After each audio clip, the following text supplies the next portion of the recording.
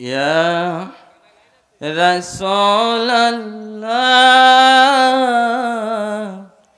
Ya Habiballah, Ya Rasulallah, Ya Habiballah। দিন গো আপনার দর্শন আমার মিটান মনের জ্বালা, ইয়া রাসূলুল্লাহ, ইয়া হাবিবাল্লাহ, ইয়া রাসূলুল্লাহ, ইয়া হাবিবাল্লাহ। নাই তো আমার কোনো উপায়, তবু মনে আশা, নেই তো কোনো সম্বল আমার, তবু ভালোবাসা, নেই তো কোনো সম্বল আমার, তবু মনে আশা, নেই তো কোনো উপায় আমার, তবু ভালোবাসা। গরিব আমি কেমন করে আপনার বাড়ি যাব, কেমন করে আপনার বাড়ির মেহমান আমি হব। দয়া করেন হে দয়াবান, আর পারি না রাখতে প্রাণ, ইয়া রাসূলুল্লাহ, ইয়া হাবিবাল্লাহ, ইয়া রাসূলুল্লাহ, ইয়া হাবিবাল্লাহ। আপনাকে যদি নাই দেখিলাম, চাই না তো এ নয়ন, আপনার প্রিয় না হই যদি, চাই না তো এ জীবন। আপনাকে যদি না দেখিলাম, চাই না তো এ নয়ন, আপনার প্রিয় না হই যদি, চাই না তো এ জীবন। আপনি আমার অন্তরেতে থাকবেন নিরবধি, কোলে তোলে নিবেন আমায় পথহারা হই যদি। দিয়েন দেখা হে দয়াবান, রোজ হাসরের কঠিন সময়, ইয়া রাসূলুল্লাহ, ইয়া হাবিবাল্লাহ, ইয়া রাসূলুল্লাহ, ইয়া হাবিবাল্লাহ। দেন গো আপনার দর্শন আমার মিটান মনের জ্বালা, ইয়া রাসূলুল্লাহ, ইয়া হাবিবাল্লাহ, ইয়া রাসূলুল্লাহ, ইয়া হাবিবাল্লাহ। লা ইলাহা ইল্লাল্লাহ, লা ইলাহা ইল্লাল্লাহ, লা ইলাহা,